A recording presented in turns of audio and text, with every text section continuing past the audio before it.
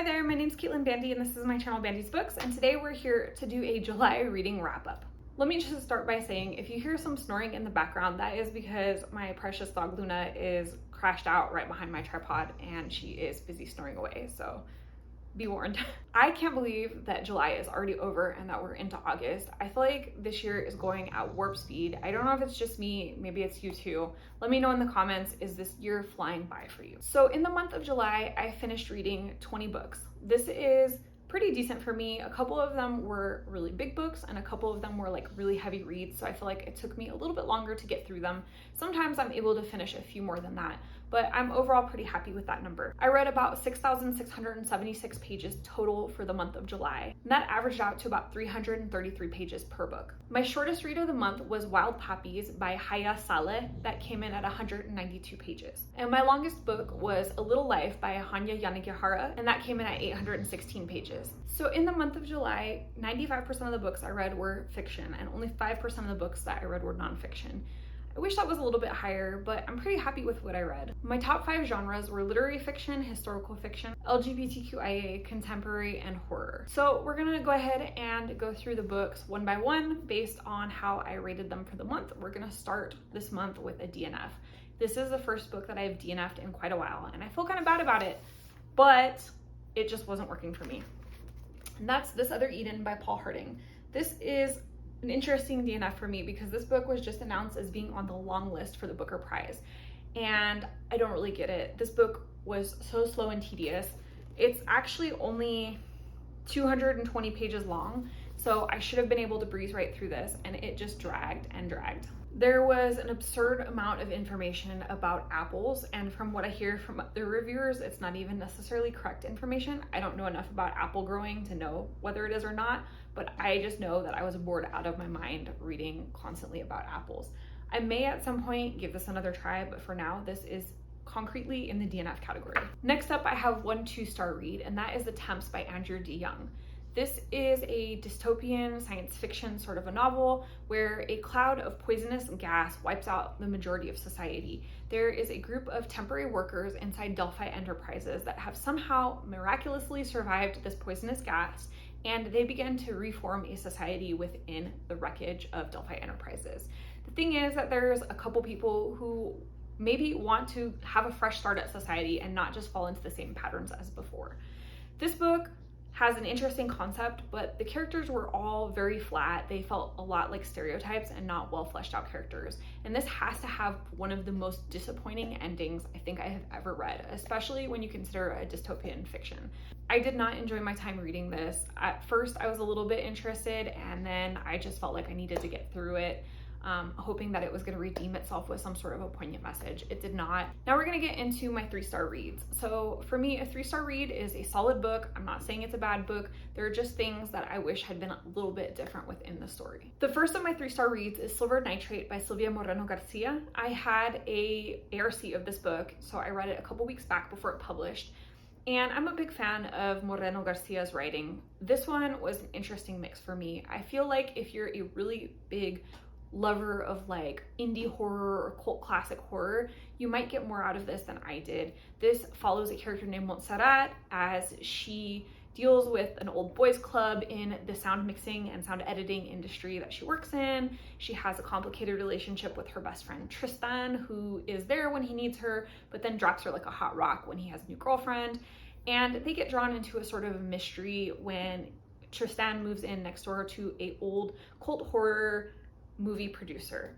This book had a lot of really interesting things. I liked some of the dynamics that it explored, especially what it is like to be a woman in an old boys club, the dynamic between Tristan and Montserrat in this complicated relationship, and I really enjoyed the concept of magic being imprinted on film. That said, I feel like there were a lot of gaps that didn't quite make sense or never really got answered. I wish there was a little bit more detail, and I felt like there was a lot of exposition via like a character reading a text or a character giving a long monologue, and I wish it had been shown a little more and told a little less. Then I had A Little Life by Hanya Yanigihara. I finally read this. I've been putting it off for a long time, and I have mixed feelings about this. I'm not going to go into great detail here because I actually have a reading vlog of this reading experience that I'm going to be posting a little bit later in the month that will go into my thoughts in great detail around this book, around different parts, as I go through it chapter by chapter. I also rated Paper Names by Susie a 3-star. This was an enjoyable enough read. I got it through Book of the Month. I don't think it was something that like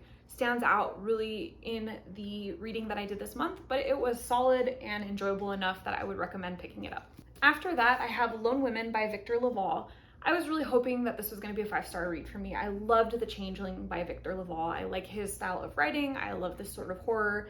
This one was kind of a mixed bag. We have a young woman who moves out into the prairie on her own to kind of escape some of the horror that her life has brought her, but it follows with her and it causes havoc wherever she goes. And it was an interesting concept. I appreciated some of the social critique that was in this book. I felt like there were some themes that were still really relevant to society today, and I was invested. I wanted to know what was happening, but there were also elements of this book that just didn't work as well for me. It wasn't a terrible book by any means. Still worth a read if you like Victor Lavalle's writing. Just don't expect it to be quite as magical as some of his other books. After that, I had The Last Russian Doll by Kristen Loesch.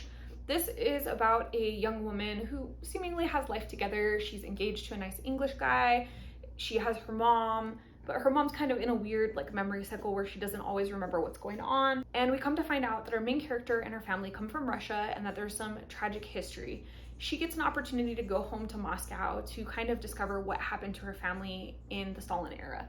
I really appreciated that this book was set in Russia. I appreciated learning a bit about Russian history. The overall arc of the story held my attention enough, but there were parts where I felt like this dragged a little bit or I wish things had been done just slightly differently. Overall, an enjoyable enough read. Then I had Adelaide by Genevieve Wheeler. A lot of Book of the Month selections ended up in this 3-star category. So Adelaide was advertised as a romance, and it is definitely not a romance. Let me just say that straight up. Going into this, we have a main character named Adelaide who is from the United States but living in London, and she meets an Englishman named Rory and falls head over heels for him. But it's clear he's not as into her as she is into him. He blows off her text messages, he doesn't answer her calls for days on end, he only really sees her when it's convenient for him. It's very clear that this relationship is not reciprocated. When a tragedy strikes Rory, Adelaide does everything she can to hold him together, and in that process risks losing herself. So this book does come with some heavy trigger warnings for mental health, toxic relationships, and the such. I really appreciated that Adelaide was relatable in some ways. I also appreciated that this book does discuss mental health in a pretty frank way. I do wish that discussion of mental health had started earlier in the book instead of waiting until the very end of the book. I did really enjoy the fact that Adelaide is a relatable character. She's quirky, she's fun. There's things about her that I've seen my friends do, things that I've done myself. Definitely I didn't relate to her as an entire character, but I related to elements of her.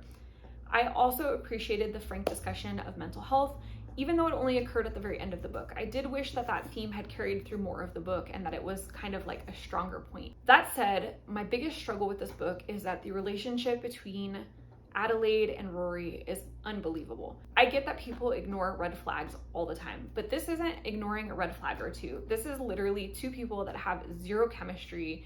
There is no reciprocation. It's not like Rory is love bombing her in the beginning and she falls head over heels and then he switches. He's just an asshole from the get-go. And so I just never was really understanding why Adelaide was so into him.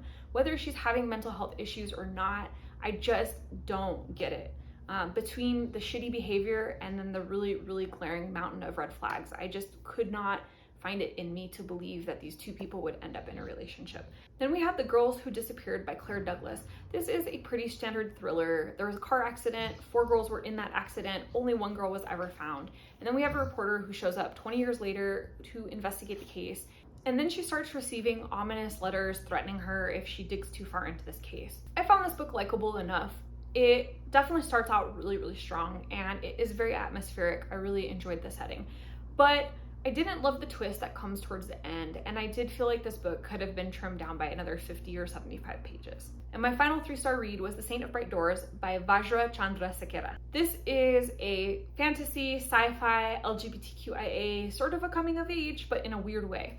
We have a character named Feder who has been raised to be a weapon meant to kill his father, who is a cult leader. Feder decides that he's kind of had enough of this and he leaves his rural town for the big city. This big city is called Luriat, and in Luriat he finds all of these bright doors that are calling to him. And these bright doors are going to challenge him to discover what kind of man he wants to be. This book excels in the world building. We have a very complex world. It's really beautifully described, and I really appreciated that element of it. I also appreciated the bright doors concept. I thought that was pretty interesting. I did find the pacing a bit uneven, and it definitely dragged in some points.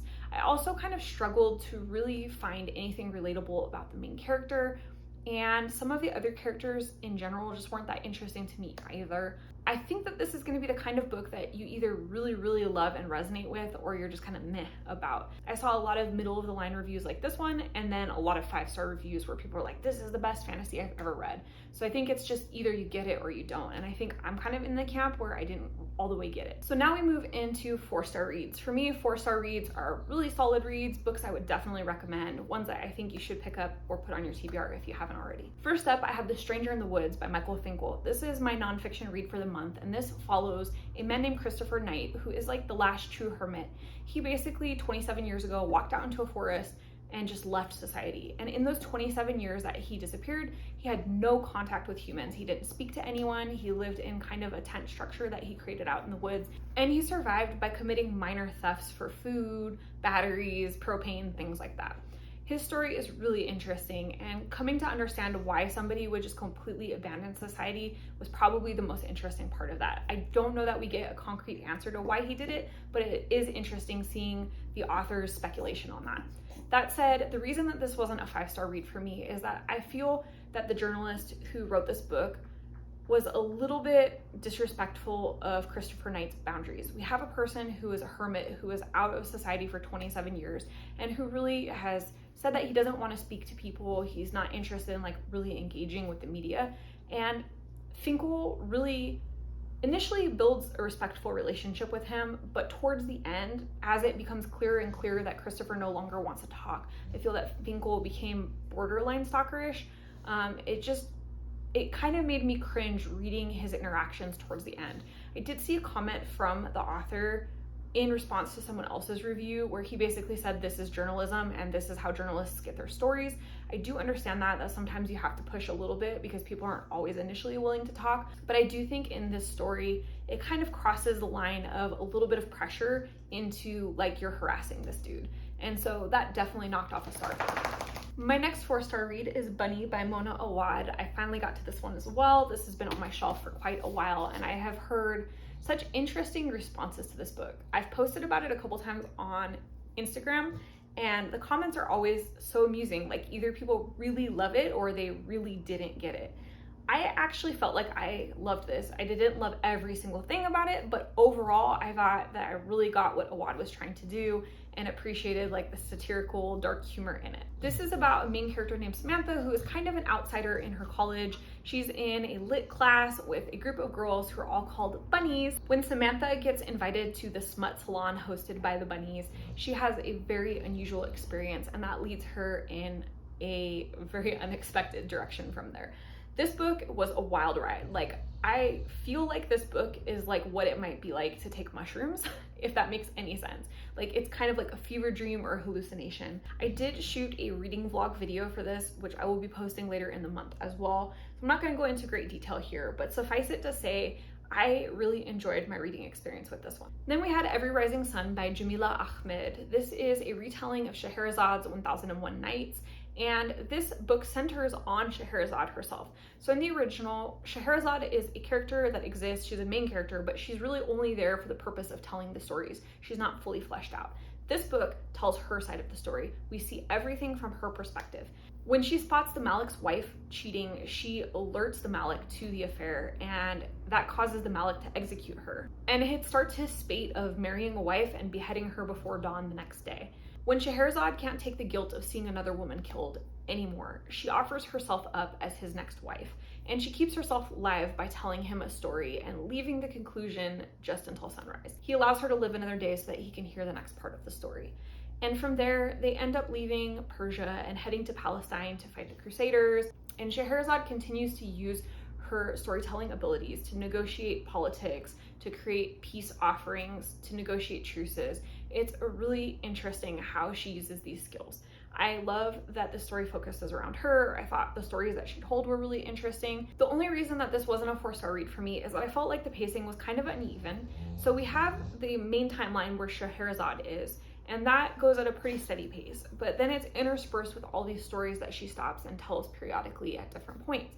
The stories were super interesting, but they go at different speeds than the regular part of the story. So it just was a little all over the place. And I also found that while I cared about Scheherazade and found her interesting, I didn't find myself as attached to the supporting characters.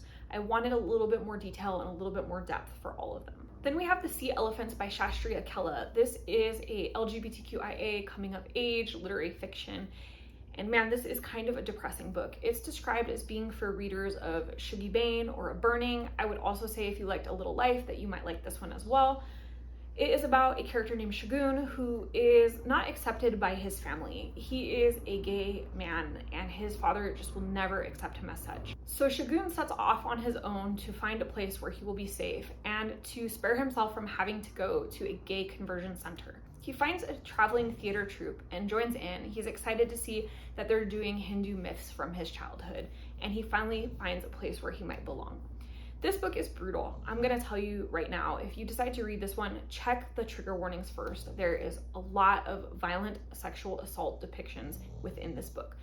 There's also a lot of homophobia, bullying, physical violence, and such. So if you're sensitive to any of those topics, I would not recommend this book. That said, I will say this book is really well written. The description is beautiful. Shagun is an interesting character and his life is very interesting as well.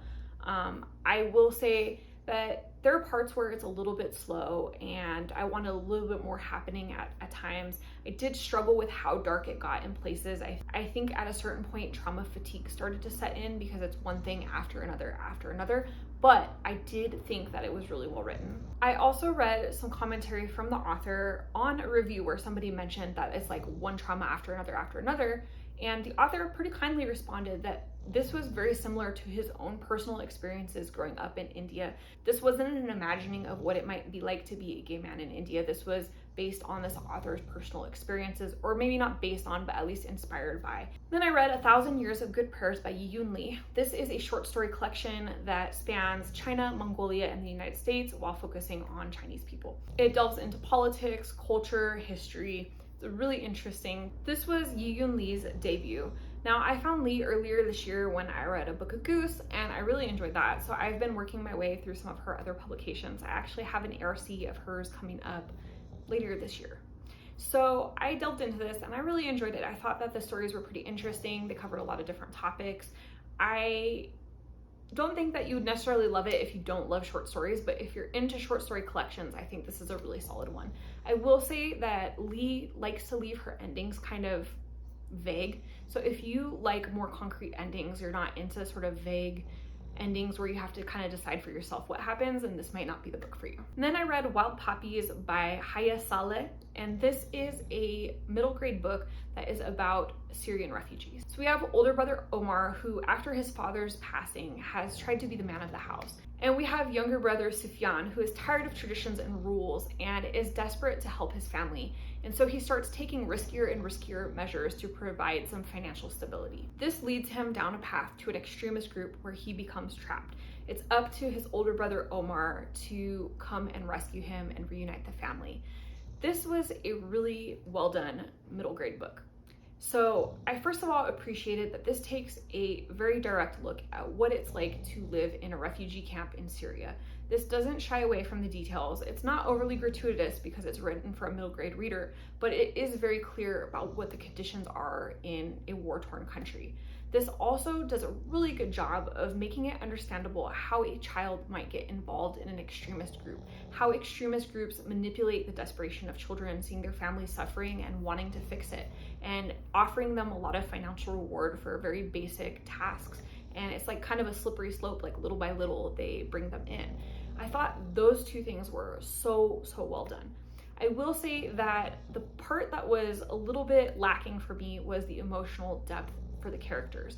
There were things that were emotionally impactful within this story. Obviously, reading about the desperation of the families, the conditions they're living in, all of these different things are emotional. but I didn't really see a lot of description of the emotions that the characters were experiencing themselves. I wanted that to be explored a little bit. I do understand that this is for a middle grade reader, and overall I think it's excellent. If you have a middle grade reader that's interested in learning about Syria, interested in learning about refugees, extremism, anything like this, I think this would be a good read for them. And my final 4-star read of the month was The Rachel Incident by Caroline O'Donoghue. This is such an interesting book. So we have Rachel and James. They are best friends and roommates. And when Rachel ends up with a crush on her professor, Dr. Fred, James comes up with a strategy to impress Dr. Fred and like kind of connect Rachel and him.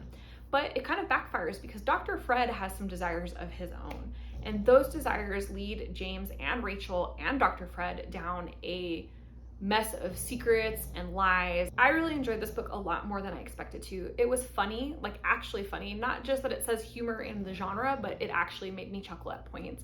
It was dark, it follows several toxic relationships, but not in a glorifying way. It is very stark. We see them for what they are. They're toxic, they're dysfunctional. Nobody is under any sort of delusion that this is romance. And I really appreciated that. I thought that the main character, Rachel, was also pretty relatable in a lot of ways.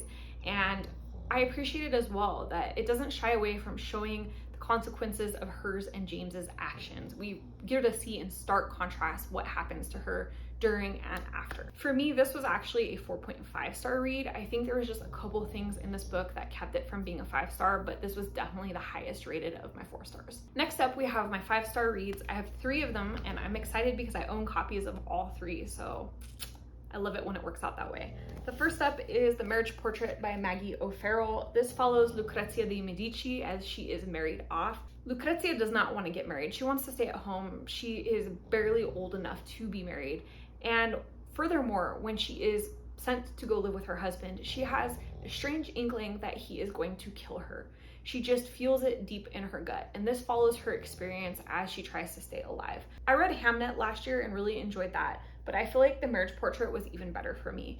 This for me cements that Maggie O'Farrell is going to be an auto-buy author for me from now on. And then I had Dust Child by Nguyen Phan Khai.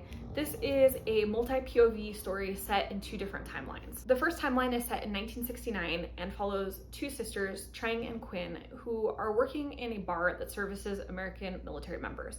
They really don't like the job that they have, but they need the money to keep their family afloat, and everybody is struggling because of the war, so they have to make some decisions that they never planned to have to make. And then we have, decades later, a character named Dan, who is a military veteran and served as a helicopter pilot in Vietnam. He's dealing with some post-traumatic stress, and so he and his wife have returned to Vietnam to possibly deal with some of that trauma. But he has a secret mission while he is there. He left a pregnant girlfriend and returned home to his wife and never knew what happened to that girlfriend or that child. And so now he's feeling guilty about that, and he wants to find out, where they are, if they're still alive, how they've done. And so he's secretly trying to find them. We also have a character named Phan, who is the child of a Black American soldier and a Vietnamese woman who was abandoned at an orphanage, and he is trying to find his parents. He has a goal of immigrating to the United States, and in order to do that, he has to know who his father is. I really appreciated this book because I think it did something different. So it does talk about the typical post-war issues like post-traumatic stress, the physical destruction of areas, things like that. It really mostly focuses on the children that are left behind by war. The children who have their lives interrupted, the children who are a product of 2 different sides of the war, and what life for them is like in society after the war ends. I thought that it was a really interesting topic, and I thought this was really meticulously written. I found out after reading that Nguyen Phan Khai, when she did her PhD thesis, actually wrote about this specific subject. She did tons and tons of research on Amerasians that were left in Vietnam post-Vietnam War, and she actually ended up working with a charity and meeting with a lot of families who were seeking children that were left in Vietnam and Amerasian children who were looking for the families that left them behind. I know some people have said that they didn't emotionally connect with this book the way that they connected with The Mountain Sing, but I thought that this was really well done. I thought there was a lot of emotional impact, and I thought it was a topic that we don't see covered very often. And finally, my last 5-star read was Chain Gang All-Stars by Nana Kwame Adjoin-Brenyah. So this is a dystopian fic, and if you haven't heard about this one, I don't know where you've been, because this book is blowing up right now, and for good reason. This follows two main characters. We have Loretta Thurwar, and then we have Hamara Hurricane Stacker.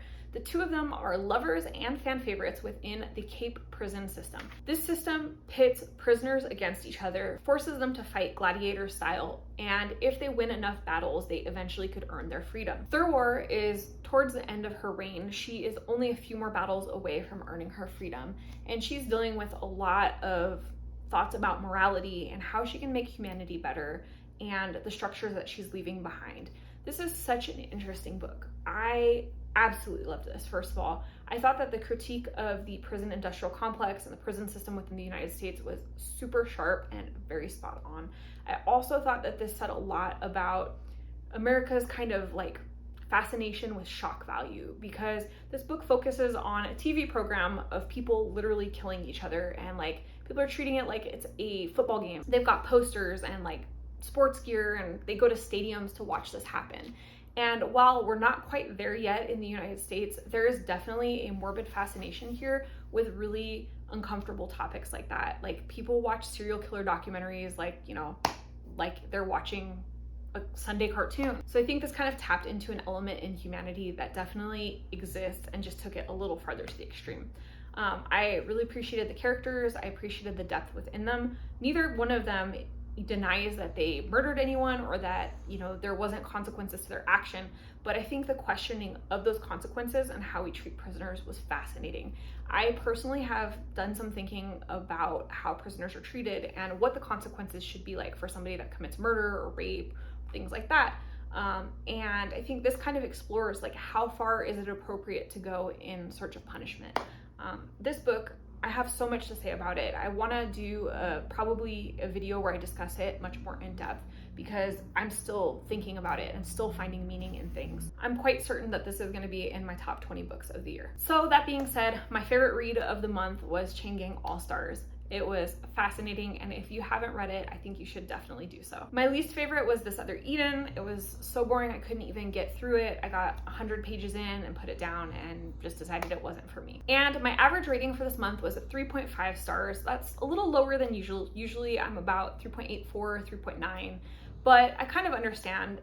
I didn't think that this month was terrible for reading. I had a lot of 3 stars and a lot of 4 stars, and just a couple 5 stars and a couple 2 and 1 stars. So not too bad overall. So that's the end of this video. If you liked it, hit the thumbs up, comment down below, and let me know what was your favorite read of the month and your least favorite read of the month. And if you're not already subscribed to this channel, you know what to do. Hit that subscribe button down below, as well as the notification bell, so that you never miss a video, and that way we can see each other again soon. Thanks so much for joining. Bye.